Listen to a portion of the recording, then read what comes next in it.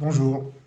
Un thème particulier qui m'est cher, c'est les études que l'on a, que l'on lit. Je pense en particulier des études d'organismes d'État, mais il pourrait y avoir des études semblables dans les organismes privés, bien sûr, et qui disent des choses qui ne sont pas tout à fait exactes. C'est-à-dire que lorsque l'on va un petit peu plus loin pour lire l'étude, on se dit, tiens, ils ont fait une erreur. L'exemple le plus frappant pour moi, j'en ai déjà parlé, c'est une étude de 2010 de l'adresse faisant l'étude prospective du nombre de médecins en France et qui s'est totalement trompé.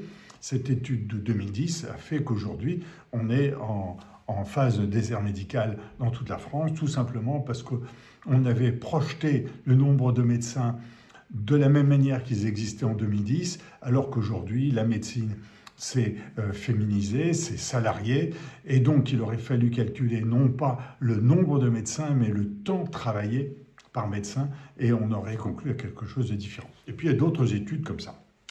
Ce mois de décembre, il m'est arrivé deux études.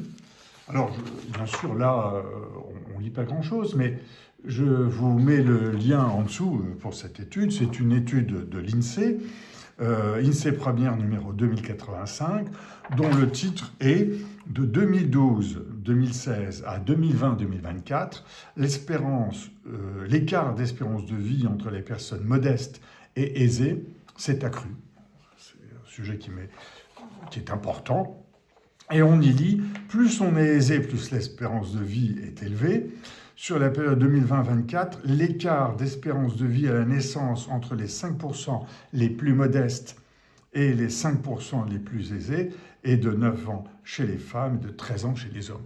Alors ce chiffre est à quelque chose d'important, voire de choquant. Il a été repris par l'ensemble des médias, donc je suis allé voir l'étude pour voir ce que c'était les 5% les plus modestes. Voilà. Donc, je vous recommande d'aller le voir. Et les 5% les plus modestes sont des gens qui gagnent environ 500 € par mois. C'est le niveau de vie mensuel. Donc, le niveau mensuel, c'est 500 € par mois.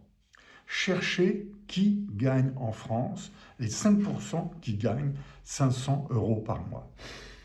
C'est quasiment des exclus de la société. Sous toutes ces formes, je vous laisse le soin de le lire, mais le RSA est environ, à cette époque, je ne sais pas trop, c'était 2024, je n'ai pas cherché le chiffre précis, mais il y avait les 700-750 € par mois. Donc on est vraiment sur des marginaux de la société, qui devient donc le grand titre de cette étude.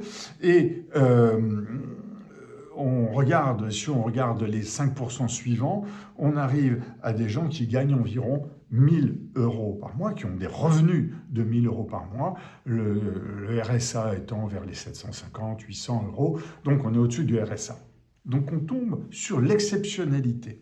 Mais pourquoi mettre cette exceptionnalité en avant quand voici un autre tableau qui est tout simplement de dire il vaut mieux vivre dans les Pays de Loire ou en Occitanie qu'en dans le Grand Est et les Hauts-de-France. On vit plus vieux en Pays de Loire, en Occitanie, que dans le Grand Est et les Hauts-de-France. C'est pas le titre, c'est pas l'information qui est passée par l'INSEE. Il y a un choix, je dirais presque un choix politique.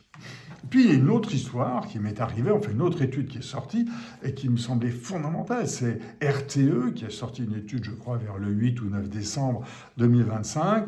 Alors là, on ne voit rien du tout, mais bien sûr, je vous mets le lien là en dessous avec cette étude pour que vous la voyez en détail. C'est une étude à 2000, alors là, elle est titrée sur 2035, là c'est à 2030, avec la décarbonation lente et la décarbonation rapide. Et on a deux chiffres qui m'ont profondément heurté. Je pense que vous allez les voir.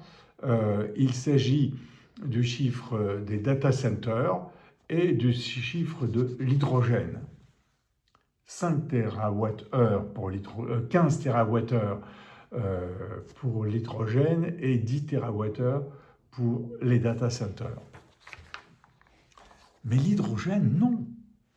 Actuellement, l'hydrogène est à l'arrêt, est à zéro. Donc imaginez une capacité de 15 TWh pour l'hydrogène. Aujourd'hui, c'est à peu près mensonger.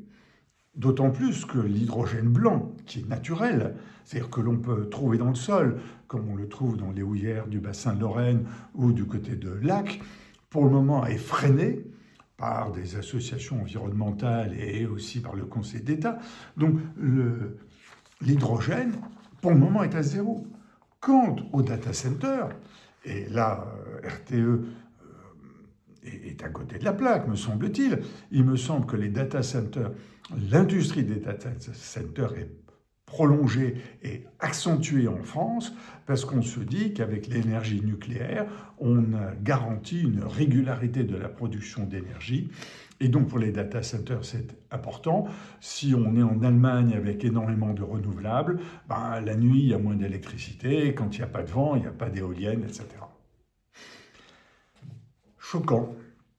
Choquant d'avoir des chiffres comme ça qui parlent. Alors peut-être que j'aurai une réponse. Je vous mets le lien avec l'étude RTE et je vous recommande toujours d'être très prudent sur les chiffres que l'on reçoit. Lisez bien sûr les tableaux. Et puis il y a une petite ligne qui est explicative. Par exemple, il y a un chiffre qui m'avait frappé. Quelle est la consommation, comment est consommée l'eau en France? Et on avait, je ne me souviens plus du pourcentage exact, les centrales nucléaires consomment plus de 50%, je ne sais pas si c'était même 85% de l'eau en France. Chiffre très important. Mais si l'on va dans le détail de ce chiffre, c'est pas qu'il consomme, c'est que l'eau passe, 85% peut-être ou 50% peut-être de cette eau passe dans les centrales nucléaires pour les refroidir, mais elle est rendue quasiment à 100%, ou peut-être à 95%. Regardez bien, quand vous êtes sur une étude, les titres, et puis allez voir les petites étoiles, les petites astérix qui vous aident à comprendre, ben voilà, pourquoi, à quoi se correspond sur les médecins dans le futur, au profil identique, alors qu'on est sur une profession qui se féminise et qui se salarise. Voilà, je repars en plongée et à bientôt, au revoir.